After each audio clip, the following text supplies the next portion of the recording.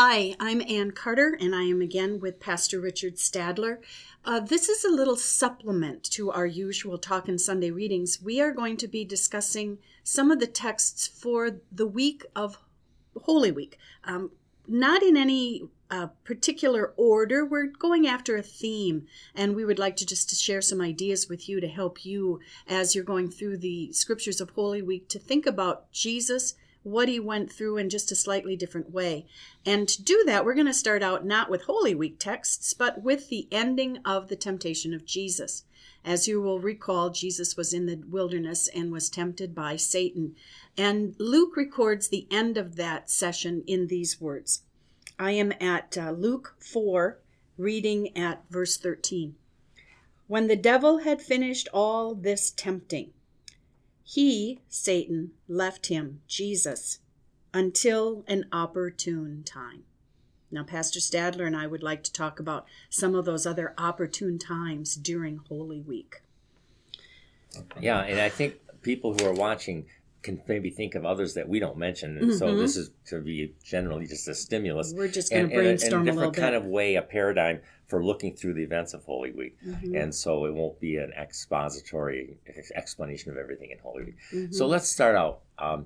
After Jesus comes in on Palm Sunday, he comes back on Monday to cleanse the temple, okay? And he throws out the people who are selling sacrificial animals and so forth, and who's also doing money changing right there in the temple courtyard. And there are some who suggest that they probably were oriented outside the temple walls originally, but they moved in for convenience sake. And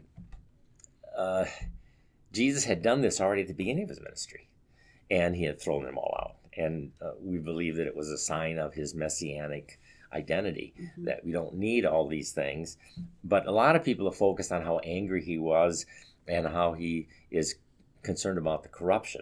And you could almost imagine this being an opportune time for Satan to whisper into his consciousness, Jesus, look, this is just 3 years later, and they're right back to the same old thing. No they haven't change. Caught on to a thing. They haven't changed a bit. And you really think this is worthwhile? You really think this is worth all your time and effort? And do you know what's going to happen at the end of the week? You really want to do this, Jesus? Right. I could see that being one of those opportune times. And then as you move through Holy Week and you get to Maundy Thursday, where he meets with his disciples in the upper room and he institutes the Lord's Supper, they have this discussion about who's the greatest.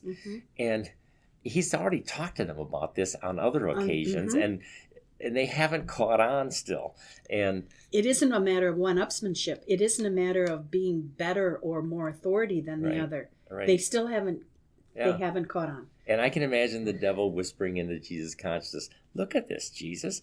These are your closest friends. Yeah, and they don't get it. And they don't understand. Are you sure you want to go through with this? Because are they worth it? You know, and I could see him whispering that into his consciousness all through the events of Holy Week. And then when he goes into the Garden of Gethsemane and he asks his 3 closest disciples to stay awake and to pray for him because he's got this tidal wave of rolling over him. And they fall asleep. And 3 times he prays, not my will, but thine be done. But he still comes back and he finds they're not with him. And I could just hear the devil whispering into his consciousness, look at this, Jesus. These guys aren't supporting you. Are they really worth it? Yeah. And back up to the dinner when he reveals who it is who's going to betray him. Oh yeah. It's Judas Iscariot. Right. It's Judas who he has been with. It's Judas who he loves. 3 years. And Jesus gives him the opportunity to change his mind, and he chooses to go ahead. And then after that scene in Garden of Gethsemane, there he greets him with a kiss. Yeah. A kiss. Right. And wouldn't you want to just throw up your hands? Yeah. And you could hear the devil whispering into his consciousness, Jesus, look at these people. And look at these people who you've talked to. And even Jesus says that, why are you coming out with swords and with clubs as if I'm some kind of a dangerous criminal? Didn't you ever listen to me? Didn't you ever see me? Did I ever do anything? Yeah. And then he goes to the high priest's palace or home, and he's being interrogated there. And what's the opportunity you think that the devil has while he's being interrogated by the high priest. Well, the high priest is supposed to represent God, isn't he? Isn't he supposed to know who God is? Yeah. And yet he treats Jesus as though he is someone just to be rubbed out. Yeah. He's an executioner. He's a mafia don who's decided who he's going to exterminate. And then the servant, when Jesus dares to say to him, well, just ask my listeners, they'll tell you what I'm preaching. And boom, he hits him in the face. And you can imagine the devil whispering to him, Jesus, look at how these people who are supposed to be in charge of the religion are completely ignoring who you are. They're not going to learn, are they? And so he tries to feed that kind of negativism into Jesus. You can imagine that. I can't prove any of these, and neither can we're you, just talking. but we're just kind of hypothesizing, and others can imagine other scenes that they run into during their Holy Week readings where you could almost imagine the devil trying to whisper something into Jesus' consciousness to get him to derail his mission, keep him from going all the way to the cross. Yeah, there Jesus is standing in front of Herod Antipas. Herod Antipas, that sly old fox who perhaps has been trying to kill him for 3 years, but especially after the death of John the Baptist. He wants Jesus out of the way. Because why? He thinks he's the true king of the Jews? After the life that he led, after the stuff that he pulled, and that Jesus should have him sit in judgment on you? I mean, it reminds me of the temptation. The devil said, I'll give you all of this. I'll give you all of this. Jesus said, no, I'm going to destroy you. I'm going to destroy you, the cause of all of this. But how prevalent it was, and how Jesus had to keep fighting keep fighting and focusing on what was important. And from Herod, he goes back to Pilate, Pilate, who commits the great injustice of Roman law. He declares 3 times, I find nothing worthy of death in this man. But he orders his execution anyway. And you say, what an opportune time that is for the devil to say to Jesus, look at the injustice you're being exposed to here. And of course, that was all part of the Father's plan.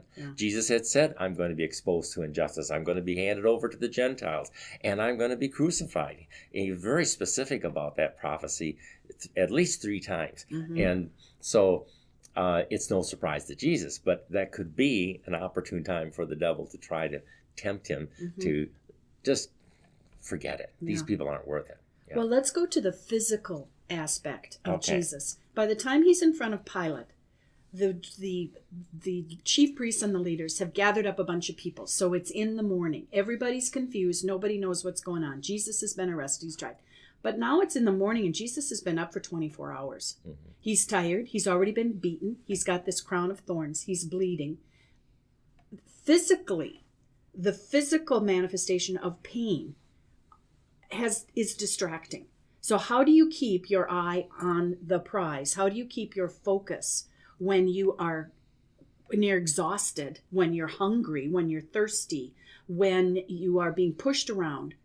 It's an opportune time for anybody who has been sick to hear the voice of the devil saying, "Or just feel sorry for yourself." And here's an opportune time for the devil to use the truth against Jesus by reminding him who he is. You are the Son of God. Yes. You've got the ability to free yourself of this terrible mitigating pain. And the mystery of the God-man identity of Jesus, the two natures are together in one person, is what complicates this, because he certainly had unmitigated pain. Yes. And the devil could use the truth to say, hey, you can escape it all. Yes. Enough of this. You got the power. Use your power. Yeah. Just like he tried to do to get him to make stones into bread. Relieve your hunger. Now, relieve your pain. And pain is a debilitating affliction. Yeah.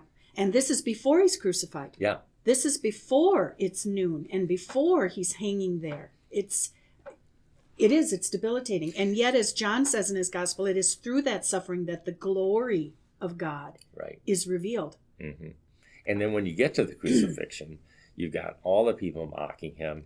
And in addition to that, which is a pretty obvious opportunity for the devil to try to tempt him to just pack it in and forget these people and just walk off the cross. But if he had his divine ability to look at the crowds who weren't even caring about what he was doing in right. Jerusalem. Thousands of pilgrims who are just walking by, just not even going nearby, and just ignoring what's going on, this seminal moment in history. And then if he could look down the corridors of history and see the thousands, the millions of people who would never say thank you to him for what he did, you could see how that would be an opportune time too. Yeah. And so there's a number of opportunities during Holy Week where you can see maybe the devil had that moment as an opportune time to try to derail to Jesus distract, and to keep him from going through with this death that was going to crush the devil and crush his head, and also give us life that will never end. Yeah, this fight that was not just in the spiritual realms, but it was in the physical realms. Yeah. And somehow Jesus, well, man couldn't. God had to. Yeah. Somehow defeat the devil where he stood. Yeah. And Jesus wasn't distracted and he wasn't derailed. Well, it's kind of like what the hymn says, love so amazing, so divine, demands my soul.